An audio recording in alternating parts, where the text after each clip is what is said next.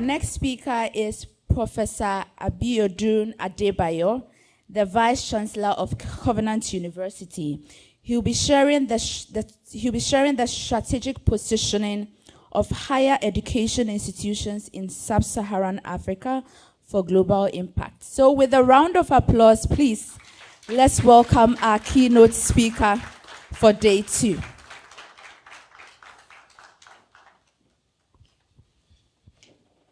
Yeah, thank you so much, Grace, for that introduction. I count it a very great privilege and honor to be invited to this West African Hub convening, even the maiden edition. I'm so excited to be here, to be in our midst today. I have several conflicting events, but I chose to be here at this time. I had an all-round paid ticket to the UK for an event where I'm also going to be sharing some thoughts. But I told them I have to be here and to share with my African brethren here. I'm also in my institution, we are also having another event going on now as I speak, the maiden edition of that event. But all of these, I chose to be here, to also share our thoughts on some of the things that can move our West African Hub forward. Again, I'm not taking this lightly, but appreciating everyone, and thank you so much for the kind invitation. And the president was here yesterday, and we learned so much from him and other speakers.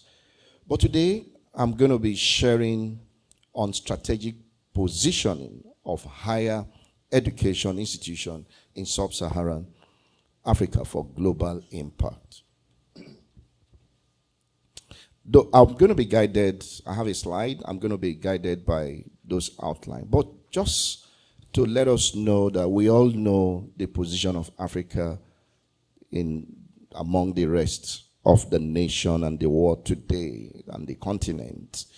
We do not have a very good history. Honestly, each time I think about Africa, I shed tears. Yeah, because most of these challenges are things we brought on ourselves. And some exploitation. And so it is time for us to collectively join hands together and see how we can rewrite the battered image of Africa. And thanks to the education collaborative that has also brought every one of us together, which is also championing this cause. And it aligns with our institutional goal, even as a university.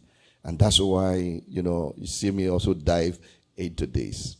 Well, having said that, I am going to be sharing some thoughts with us on the overview of higher education in Africa, in Sub-Saharan Africa. Of course, we look at some challenges we already know. Performance of the universities in Sub-Saharan global ranking, hallmarks of world-class universities, and how can universities in the Sub-Saharan region be transformed into the kind we see when we go to Europe, when we go to North America. And we also look at what key takeaways that the education collaborative can begin to draw strength on as we plan in our next convening and as we move forward there. Well, let us know that the education started in Africa. University education started in Africa. Currently, we have 1,280 universities in Sub-Saharan Africa. Yeah, but if we are looking at the higher education institutions in Africa, it's difficult to really get that data. And one challenge we have in Africa is data gathering. Data, we do not have such records. So in this context, I'm going to be looking at higher education as a university, because that one And thank God for those ranking bodies that had prompted us to now be submitting data. If not, a lot of us are not even thinking in that direction before, and we have such data. So, the SSA countries are made up of all African countries, except some countries in the North Africa, like Algeria, Egypt, Libya, Morocco, Sudan, Tunisia, and the West Sahara. But if you look at the current world population as at 2024 of the Sub-Saharan, we had to mine this from the data in March while preparing for this talk. We currently have, Sub-Saharan Africa currently have 1.2 billion population. Now, it means that we have 912,132 persons per universities. If you divide that, you see that. But compared to the US, where per person per university is about 85,843. What does that mean? It means there are more universities in the US than even in Africa. Than Canada, of course, 173,368 person per university, and in Europe, 274,000. And what does that mean? In US alone, there are close to 4,000 functional universities. Some universities had to be closed, shut down, even in the US. But this demonstrates how grossly underserved the Sub-Saharan population in terms of educational outreach. But let's take us back to history and see where the first university emanated from. You will see it is in Africa. The first university is in Africa, the second university in Africa, the third university emanated from Africa. Tunisia, according to Waruru in 2023, where he was sharing that Africa is home to the world's oldest and still the existing universities. Some of those universities are still in existence today. Is that the first being Tunisia's El Zitouna University, which was established in 737 AD, and it is the planet's most ancient institution, but still in operation today. Again, the second oldest university is the one in Morocco, the Al-Qarawiyyin in Fez, Morocco, which was established in 1859. It is the second largest higher university and still operational today. Next is the Egypt's Al-Azhar University in the capital of Cairo, which comes in third, and 970 AD. That is nearly 100 years after the Al-Qarawiyyin University came into existence. And the fourth one is the University of Sankore, established in 989 AD. And this is located in the ancient city of the heritage city of Timbuktu. You see, now, but the truth is, when you see that Africa had all of these universities, started this university operation, but how come we are not taking the lead? Something is fundamentally wrong with us that we need to really address. And I'm happy that the education collaborative is already handling this. It's in bit. We may not begin to feel the impact now, but as we all join hands together collectively, we begin to see the impact in the nearest future. But compared to other universities beyond the borders of Africa, of course, Italy, the University of Bologna was established in 1088, and the University of Oxford 1096, and the University of Salamanca, which is in Spain, 1218, and the University of Paris in 1150. And this proves that Africa showed the rest of the world the idea of a university. When it comes to the best performing universities in the world, however, African universities are still trailing. So, but why is this so? Why is this so? Why is this so? Why is this so? I hope my talk today will be able to stimulate us to begin to take some positive steps, actionable steps towards seeing the implementation. Let's not just come here and meet and greet and just go. No, there are some definite things, and I'm happy when the Emmy, Grace mentioned that key takeaways. What will I be doing after now? How am I going to start effecting this change? Because we are all concerned. Now, I'm going to pose a question here.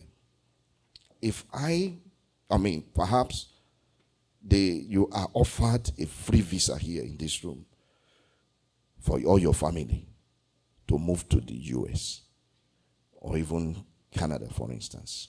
How many of us would take that? Now, how many of you would like to take that?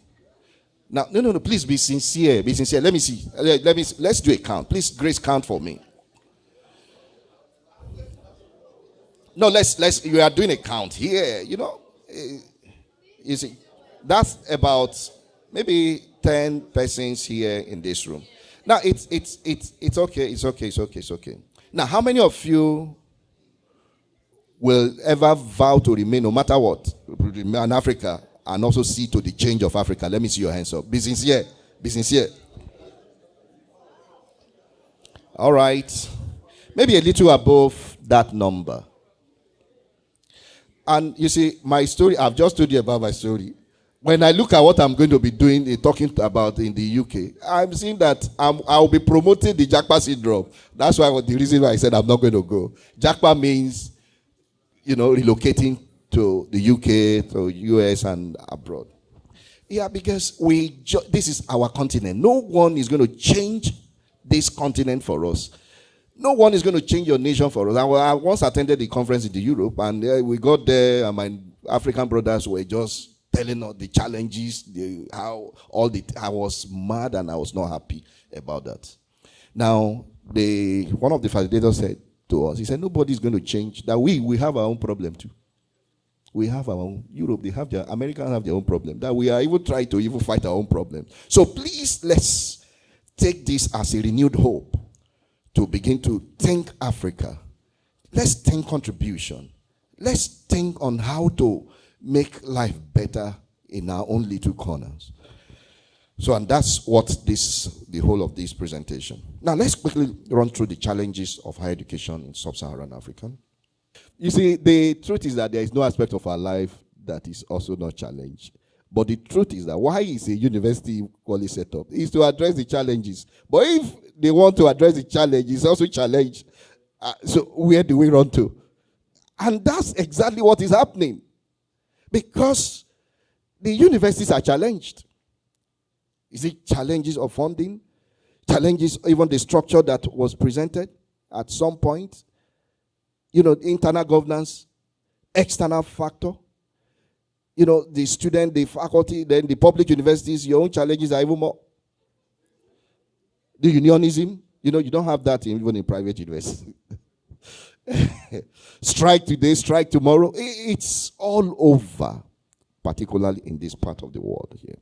Unfortunately, the higher education, which ought to be the solution base, is equally challenged and almost being crippled. Some of these challenges confronting the higher education institutions in SSAs are, of course, key labor loss, brain drain. That's the Jackpot syndrome that we're talking about due to globalization and, the ingrained, because they want to go there and they think everything, you start picking money from the US. I got to US one day and I was asking the fellow we went together. I said, they said there is money in the US. Please check. How many are you able to pick?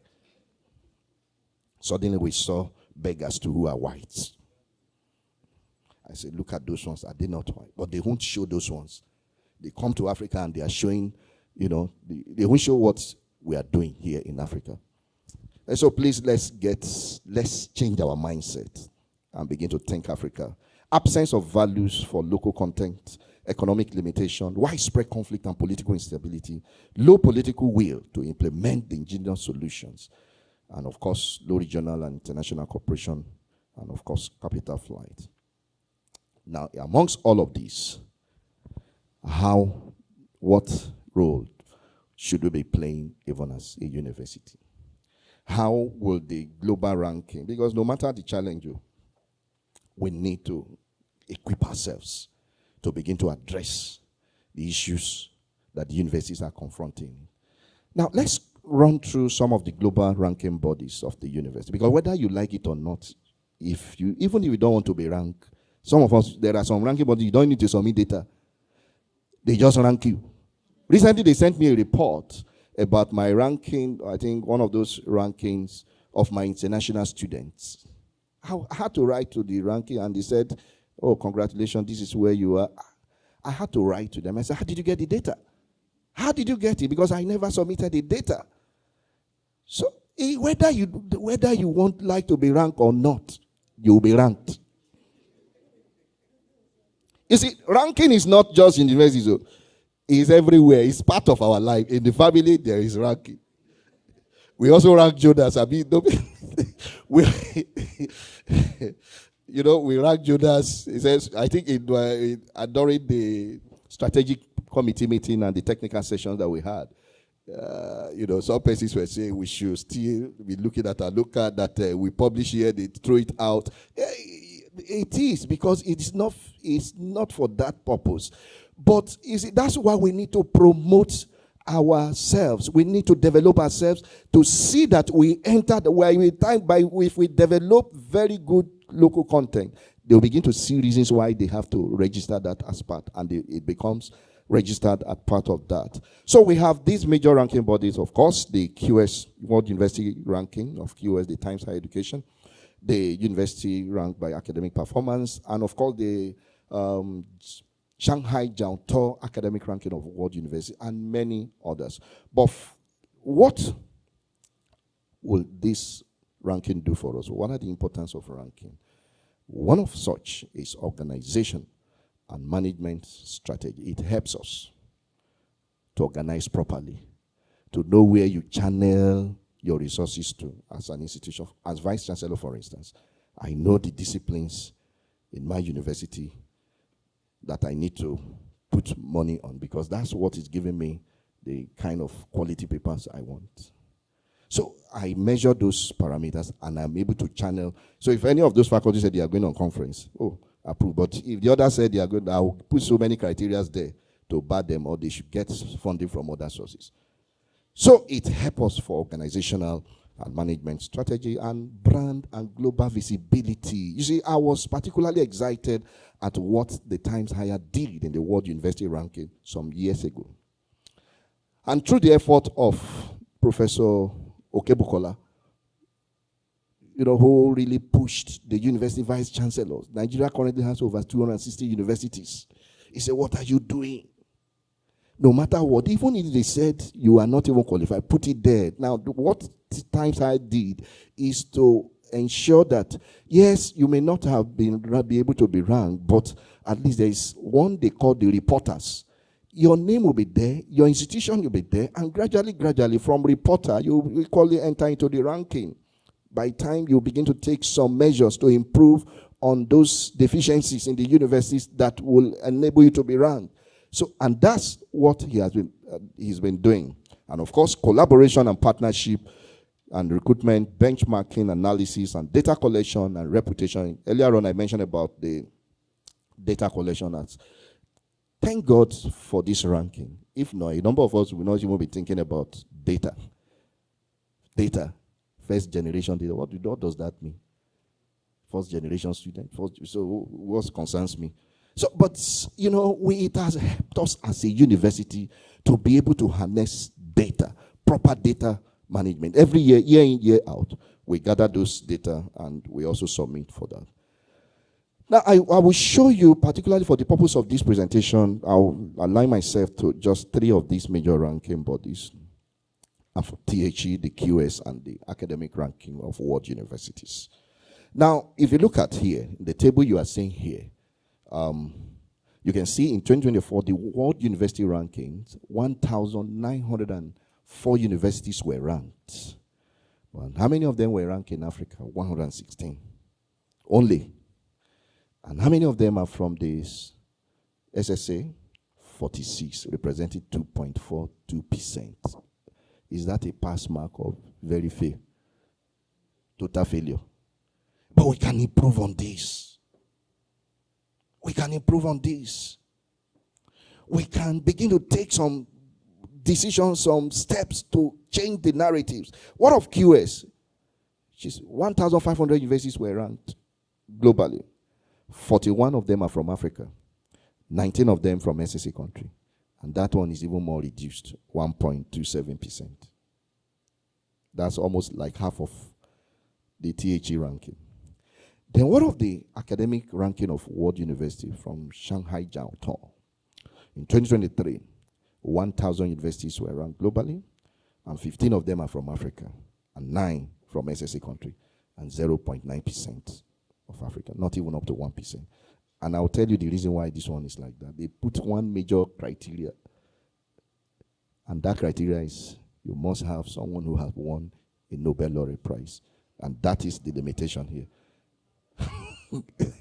So, but it's good we share this amongst ourselves. So you can also aspire to become a Nobel laureate.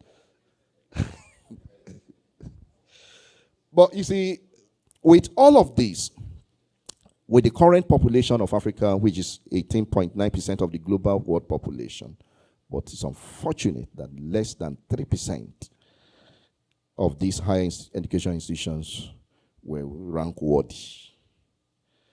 And this perception, we need to begin to explore some of these challenges.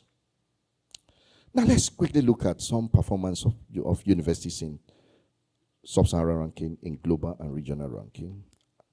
I've hinted on the percentage of universities in SSC ranking, and here I would delve into the performance of the global regional ranking here. Now let's look at the Times Higher Education. Is it why the Times Higher Education, it's where everyone should begin to think, to project your university? I'll tell you. One, it measures the research empire. A university is set up for 3 key reasons. 1, to conduct research. 2, to teach. And 3, to equally do community service. Now, all of these parameters they have rankings for them. Ranking for them. Is it the impact ranking that measures on the university's ability to deliver on the United Nations Sustainable Development Goals? That's the impact on community service. Then number 2, the teaching. They have that. And that's where the Sub-Saharan ranking equally comes from, because it cuts across all of these parameters. And of course, the World University ranking, the major criteria it does there is on research, purely on research. And that's why it's also streamlined to be sure that not every university is there. So you can see here the performance, the top 10 universities in Africa here, and how mostly South African universities, I think they account for not less than 80% of them, because they are taking some strategic steps that we are not taking here within the West African region. And government contribution is also, it's important to establish this, because they have what is known as the NRF, the research fund that is created for every researcher in South Africa to be part of. So, and that's also showing even in their ranking. Now, let's look at top 10 universities in Sub-Saharan in the 3 global rankings here. And you will also see the trace of these South African universities here. South African universities here. South African universities. Of course, this is the first one is the THE Sub-Saharan ranking. And you can see here the ranking. And of the second column there shows the top 10 Sub-Saharan universities in QS. And we can also see that. And the top 10 universities in ARWU, we can also see that. And you can see here that even the last one here, University of Ibadan, ranked in 2024 as number 1020. And because they produced 1 Nobel laureate, and which is Professor Wole Soyinka. Did you see the logic now? So that's how it is. Now, let's quickly look at some observation here. Like I mentioned, I think I've mentioned that there, that the 3 universities that appear in the top 10 range of the 3 different ranking institutions are University of Witwatersrand, University of the Joburg, and Pretoria, all of them in South Africa, whereas the University of Cape Town remains number 1 university in Africa, and the Sub-Saharan ranking with a global position of top 167. But THE appears to accommodate more African universities than the other two rankings. It is therefore more inclusive and favorable. And that's why we feel it is what every one of us should drive towards. Now, I'm going to let us know, I'm going to be showing statistics here in my next couple of slides. Okay, it's already here. And to show you where, because they are majorly publications. And so if you like, go and throw your publication. I advise your people to push publications in those places that will not count for the university.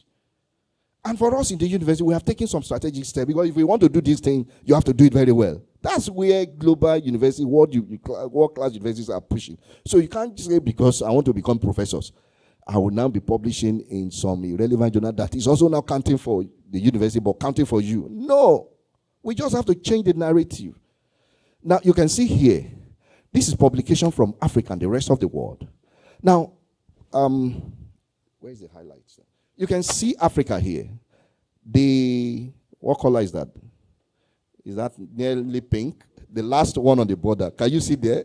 That's where Africa belongs. And that's less than, maybe about 100,000 publications. And the data you are seeing is from 2013. Thank you. Yes, this is Africa here. Now, this is the rest of the world. We look at the global world, then the rest of, then this here is North America, and this here is publications from Europe. And you can see here the gap between Africa and North America, and of course Europe here. The gap is very wide. And the data was mined from Cyval, and was just did that within the week in preparation for this study. Over 10 years, 2023. And it appears nothing has even changed for Africa. It's just a bit. It's just a bit in 2022. Now it's slided again in 2023. So we need to be serious. And where are these publications dropped? The Scopus publications. In case you don't know, that's where they are. Scopus Journal Index publication. That is where the THE gather the data, the publications from. Not if yes, it does. It's upside. It is international. It could be published in America, but it's not listed in Scopus. Never accepted it. Don't accept that. But if it could be published in your country, in Nigeria, in Ghana, but the moment it's listed in Scopus, please, that's what we need to start going for. Now, institutional collaborations of Africans and the rest of the world. Now, what I have done is to allocate the gaps so that it will help us to begin to know areas of focus. I have noted that there is this vertical, collaboration in terms of our, relationship with the West, relationship with Canada, and the horizontal one, which is relationship between the African countries, not also there. Wow. They say I have 5 more minutes. Can you imagine? I've not even started. Okay. Thank you so much, but I think I should be fast right now. So we can see the institutional collaboration, and that's Africa here. This is Africa here, among institutional collaboration. Then the next slide, please. Yes, this is international collaboration. Can you see now? International means here, relationship with the America, with Europe, and you see where Africa is here. We prefer to work with Americans than to work with African brothers. We need to change the narrative. It's not good for us. It's not working for us. Regionally, it's not working for us. And we can see here, it's low. Next slide, please. National collaboration. This is, even within your nation, we are also not collaborating. We can see where we are here in Africa and the rest of the world. And North America. Next slide, please. Now, grants awarded to Africa and the rest of the world. You can see here, Africa here. We can see here where is still within that zero margin. So this is a serious gap. For the past 10 years, our visibility is low. We need to work. Look at North America and look at Europe. Next slide, please. Now, this is the amount awarded. The first earlier one was the number. Then this is the values in dollar. And now you can see here again, it's still not far from zero. Now, it's even declining 2021, 2022, and 2023. I think these are serious issues that we need to begin to revisit. Now, what are the hallmarks of world-class universities? Of course, we must have quality faculty, quality research, and other parameters is that we must ensure that our student base and faculty base are diverse, not just local. Let's have some level of internationalization within our staff mix, employer satisfaction with graduate, which is employability, and of course, industry collaboration. Now, so that's the next slide shows the parameters that they use for such, but those ranking bodies there, we can see them properly highlighted. Next slide also shows that of the Times Higher Education's, how they have about 4 or 5 pillars here: the teaching, the research environment, the research quality, and of course, industry and international outlook. And the Shanghai Janto, I mentioned to you every other thing constant, but of course, Nobel Laureate Prize or field medals is the key here. Now, the QS, which is the one the Covenant is also driving at now. And that's the reason why we need to take our graduates, the employability status of our graduates very soon. And I'm happy that this collaborative is really driving that here. We need to be able to have a traceable system on how our graduates, because they will send messages to those graduates and their employers to begin to read them here. And you can see here, it is very visible here as employer's reputation, and it counts for 15% here. Now, the thrust of my presentation is on the Sub-Saharan University ranking here. So please, let's quickly run through. Last year, the 2023, the very first edition, the Times Higher Education released the maiden edition of the Sub-Saharan ranking for the Sub-Saharan people. And out of that, it was championed, a consortium was formed that was championed by HEls University. Thank you so much for driving that initiative, which led to the ranking. But the ranking took into consideration on the African Agenda 2063, and a number of them are highlighted, and the challenges, and they now begin to look at what can the universities begin to do in order to help and to address such challenges. And again, the methodology was developed. Mentioned initial consortium was formed, including some of their ground research team, and it took decades of best practices from THE to arrive at this ranking methodology. And where does the ranking fit? Mentioned to you, they rank in 3 major areas. They rank in research, they rank in teaching, they equally rank in impact. So all aspects of the university is covered. In other words, if you follow THE ranking, you will be able to improve on the quality of your university. In fact, you are addressing virtually everything the university is meant to address. So it is on the basis of that ranking was released. And data were sources and were sourced for this. And eventually, there are five pillars here. We have the resource finance pillar. Please move to the next slide. Now, you can see resource finances is one of these, and these are the other metrics under the resource, because, of course, funding is needed to run a university. You heard the president yesterday at HEls University mentioning about fund. That each time you heard the story yesterday yourself.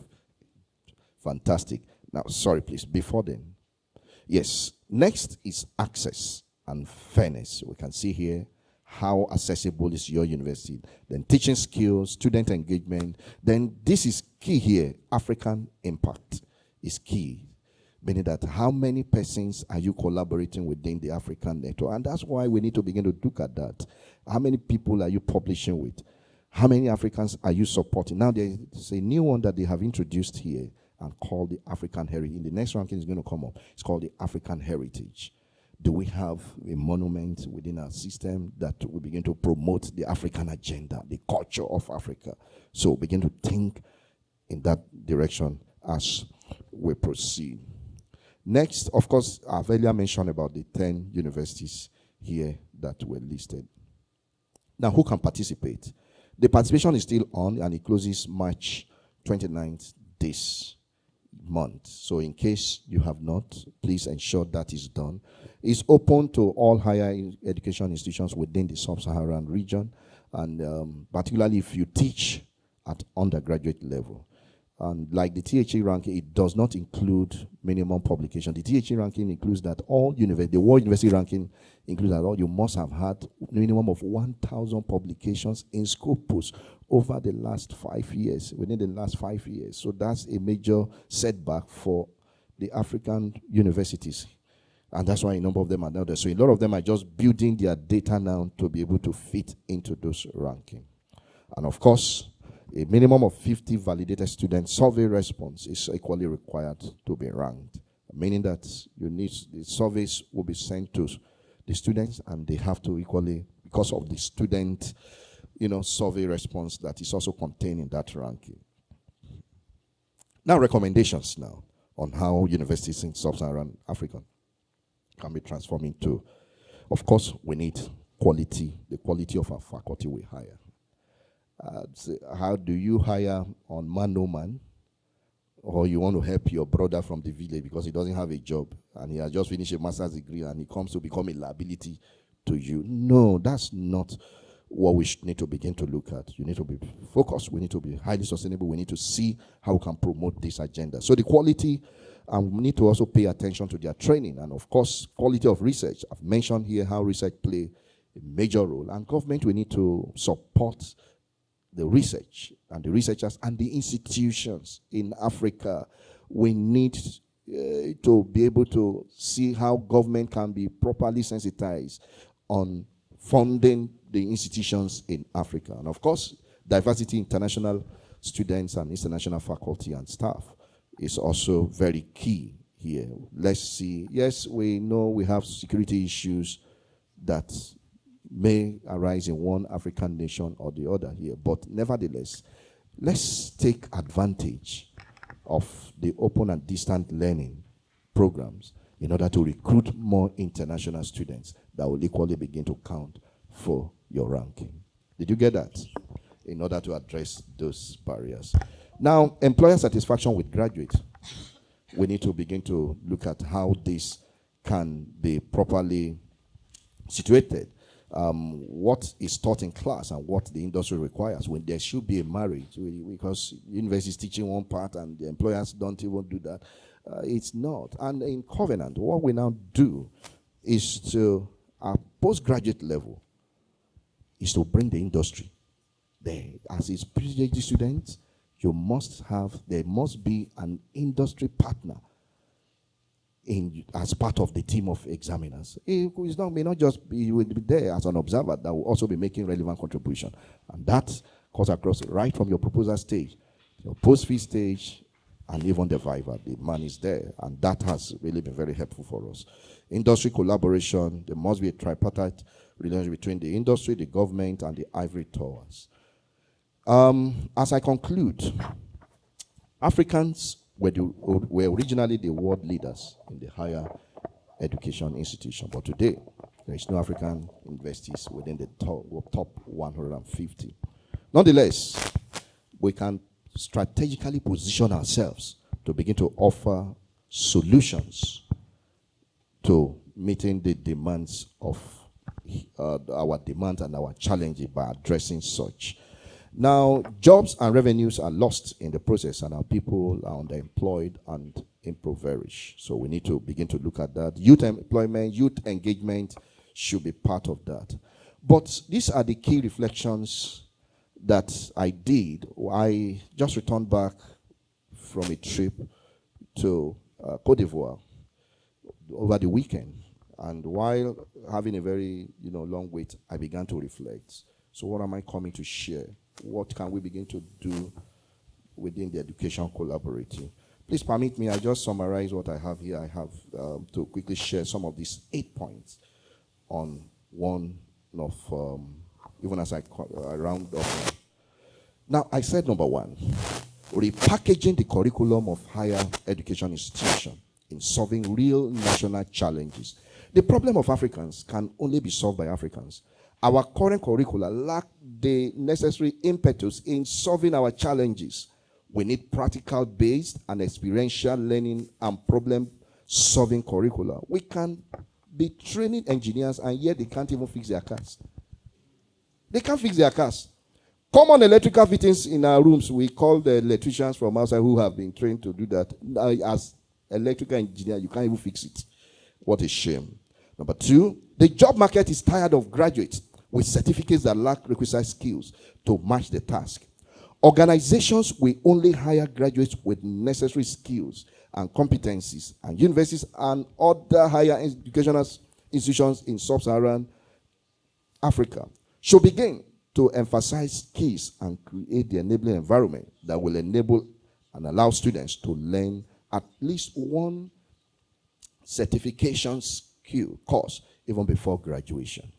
Number three, and that the higher education institution must collaborate and partner with each other, with one another, in specific areas of interest. It is known fact that we embrace a vertical model of collaboration, as shown at the other, from the slide I presented earlier.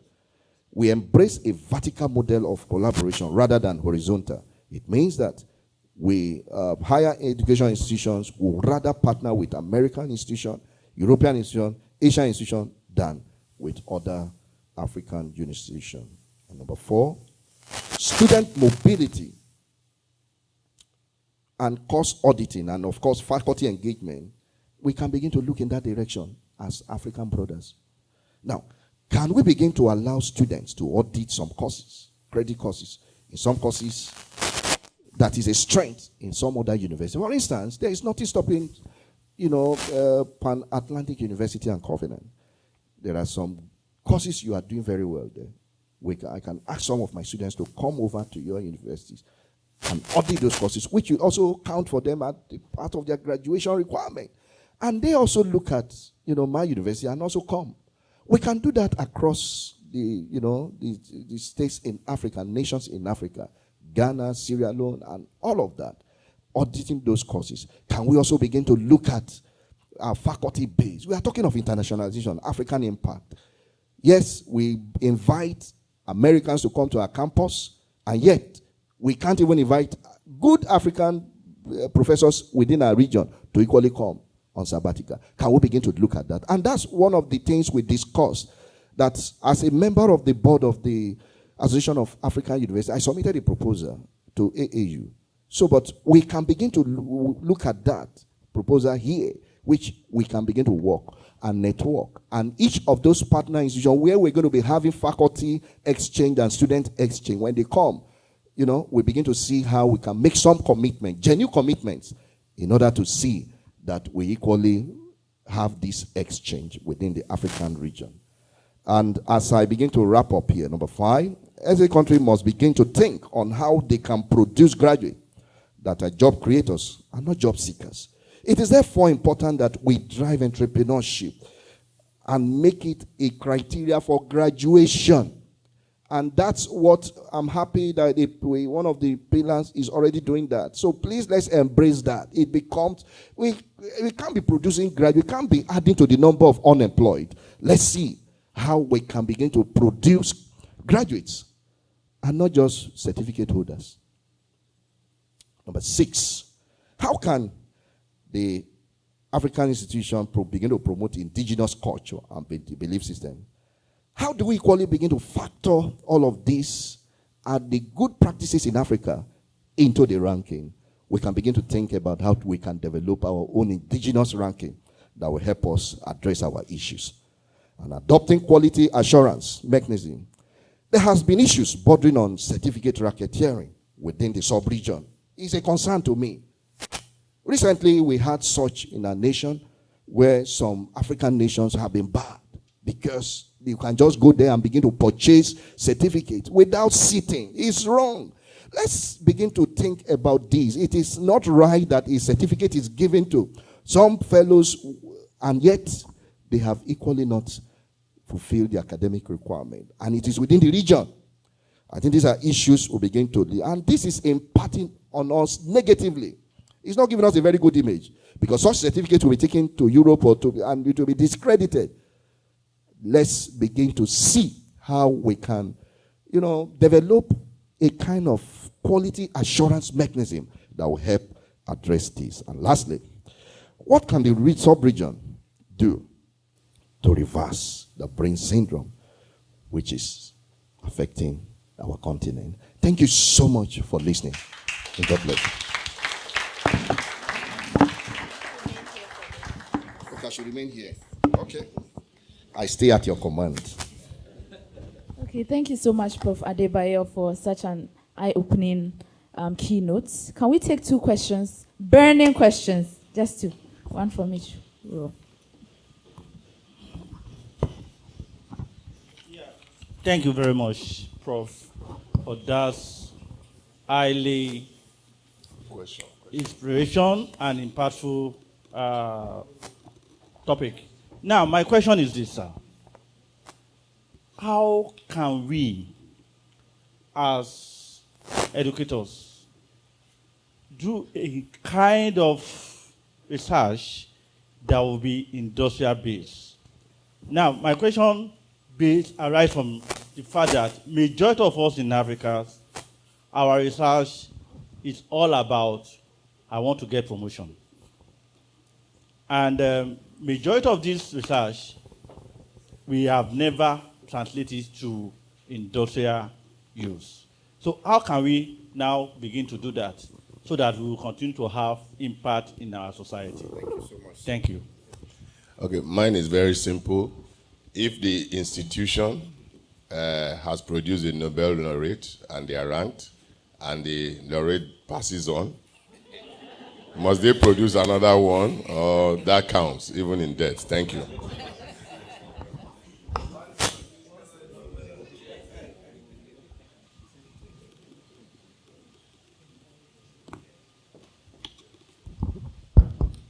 Good morning, everybody. My name is Desmond from Bells University of Technology. Prof, thank you very much for your presentation. I've actually improved from level 3 to level 5 currently. I have some questions for you, Professor. First, how do we change collaboration in Africa? Second, while we are trying to change the collaboration, how do we manage the issue of regulatory bodies during collaboration? Then lastly, how can we improve vertical collaboration in West Africa? Thank you, Prof.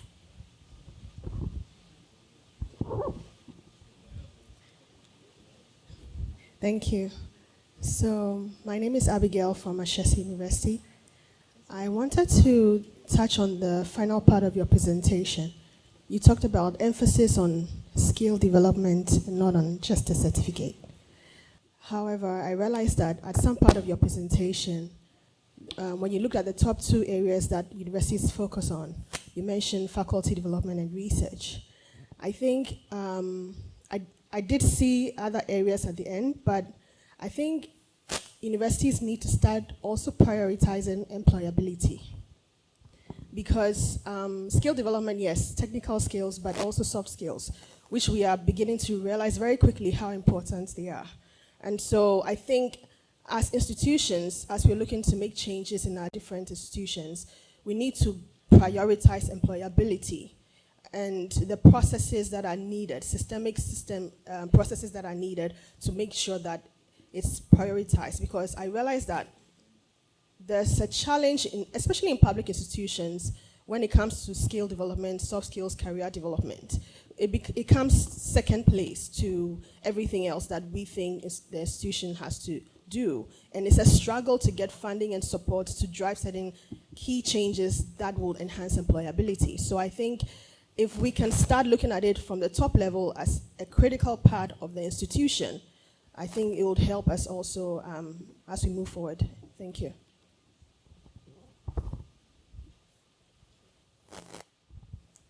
Hello, I just have 2 comments. Sorry, I'm way at the back.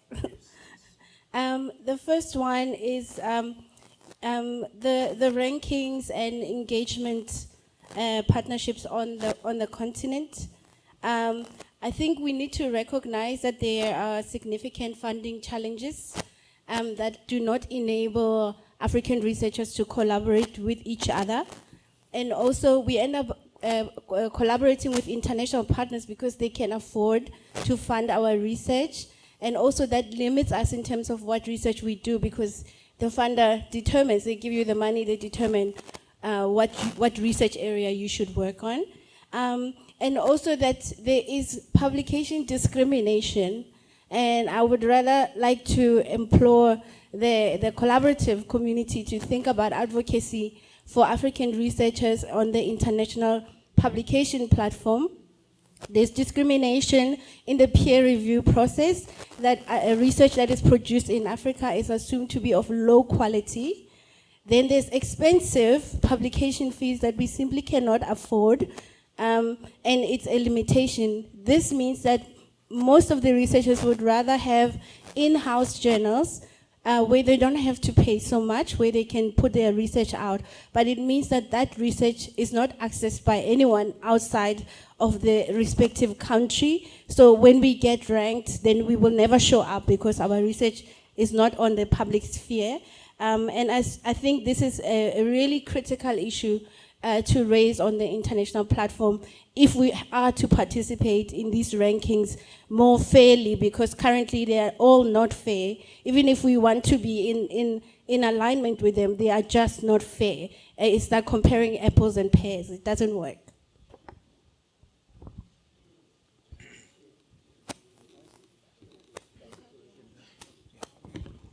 Can we allow Prof. Adebayo to... My name is Joe Umechuku. Okay, I should respond. Yes, please respond. Okay, yeah, because the questions are coming in torrents. Okay. So right. Who miss out anyone? Yes. So, well, thank you so much. I'm happy that all of these, I expected these questions because I'm here this morning to stimulate our mindset. And also, yeah, thank you so much for everyone who had asked questions and even comments here. So, but let me start from the last speaker. Ranking and suggestion said, funding becoming a challenge. Yes, obviously, that's why I mentioned specifically why South African universities are doing very well. It's because the government took ownership. They created, a foundation, research foundation for such researchers in that. And that government institution needs to begin to work towards, things they are doing there. They may need to just begin to apply some of the models that is working there and apply them here. And can I also mention to us here that corruption is also one of the reasons we are also not doing very well. Some of these, we have TED Fund in Nigeria here, but, and other grant agencies, but we all know the story. So corruption has eaten deeply into that, and we need to begin to change the mindset. Now, I agree with you on discrimination. You have equally mentioned that sometimes, but not in all cases. You can't see a good work and you will reject it, and that's the honest truth. But if they reject it in one journal, send it to another journal. Don't be discouraged, but keep pushing, and it will be accepted. We have had all manner of rejections here at one point in our life, and some of us are still having rejections today, but that will not make us to stop publishing in those targeted journals. And advocacy among African and payment cost, I know it's heavy. Some of those journal fee, but as a university, in our university, we took that responsibility off the burden of the researchers. Just publish here and we'll pay you to any amount. And that's what we do in Covenant. We pay for such publications. You have to be genuine work, reason, and it goes through all of the lines of approval to be sure that the work is okay and accepted in the relevant outlet, and we pay. So we do that. So institutions can begin to think about how they can support faculty in that direction. How universities should prioritize employability. Yes, Abigail, thank you so much. Yes, I think it's just, yes, my time actually failed me to expatiate more on that. Yes, of course, we are promoting employability, but at the same time, the more jobs we're able to equally create, the better for us. The better. There is nothing stopping even graduates of such universities also working under such graduate because of the, to come and also, help in assisting in one way or the other. So please, let's, as we emphasize employability, let's also emphasize job creation. Yes, Dr. Desmond, how do we change the collaborators in Africa? Is that not your question, sir? Yes. No. Okay, how do we change? No, I said Dr. Desmond. Somebody asked Dr. Desmond. Yes. Is that what you are asking? How do we change the collaborators? Collaboration. Okay, how do we promote collaboration in Africa? Of course, that's the network we are here. That's the reason for the education collaborative. This is what we are all here to do. That's the reason why we are here. To begin to see how we can network, to begin to see how you can connect with your researchers within. Now, some of the things we're going to be rolling out very shortly is such that, institutions can begin to invite, persons for sabbatical, who may be persons for one way or the other academic engagement within the African region, within the West African region, which is also not going to be far. And for me, if you come to my university, I'm providing some incentives that will also make your stay very comfortable. And by so, if we have other vice chancellors who could also accommodate that in that, within the time frame and the funding, so let's go for that. 2-3 months, they are there to also impart on your student, to also impart on your faculty, to also impact on your staff, and at the same time, boosting your own internationalization. Don't forget that even though Cotonou is not far from here, but it is still an international country. Okay? So that will also help in increasing your African network. Now, he said, how do we also manage the regulators? The regulators will not say, no, you should not collaborate. There is no issue with regulation on collaboration. You can collaborate anywhere as far as it's within the ambit of the law. There is no offense for collaboration. So the regulators are not against you collaborating. So please do that widely and expand your collaboration and that will help benefit primarily the African, and as we promote the African agenda. And yes, how do we, on your vertical collaboration, how do we promote the vertical collaboration? Is that what you are saying? Vertical, in my definition, is you are talking about horizontal now. Yes, I just mentioned that now. So we can collaborate between ourselves here through the convening, through the education collaborative. And once we get to any conference, please let's see how we can also, if you are able to invite people to your country and also take that as your own part of your contribution in helping and assisting other Africans. Now, someone mentioned about yes, how can we do, or what do we do for industry-based research, right? How do we promote industry-based research? Is that your question, sir, Professor Adewale? Yes. Now, let me explain to you. You see, it starts from the designing stage of a title and a project. You are going to research on a project. Please see what benefits it is bringing to the community. Not just, you are not doing research just because you want to do research, you want to publish, no. But see the other companies that you are able to bring on board. You see, by the grace of God today, I am on the scientific advisory board of a wellness product in Hong Kong. And now, it didn't just come like that. Too. In fact, they said, I was asking them, how did you select me to be on your scientific board? Now, and they said to me that we have evaluated about 1,000 CVs in Africa. I'm representing the African continent here. Now, and that we have seen that your publication is towards industry. I have, collaborators. I'm into natural products research. I have people I do those things for. I take their samples and I say, come, let's partner together. Let me see the content of this. Let's see how safe is it for the benefit of America. And I published that report. So not knowing that they went around and gathered such, and that's how I was selected on that board to be advised. Recently I was in Abuja, where I went to I did some work for them. And I went to publish the report on the work with all the news medias and all of that on their product. So that's, if you take it right now and begin to do that, you will see that, you will see how, you are collaborating with the industry. You don't have to wait for them. Start by looking at how your research connects with the industry. So thank you so much. I think I have addressed that. Dr. Bankole, Nobel laureate, if he's dead, so what happens? The name still remains, but let's get more. Okay? It's still counted. Thank you.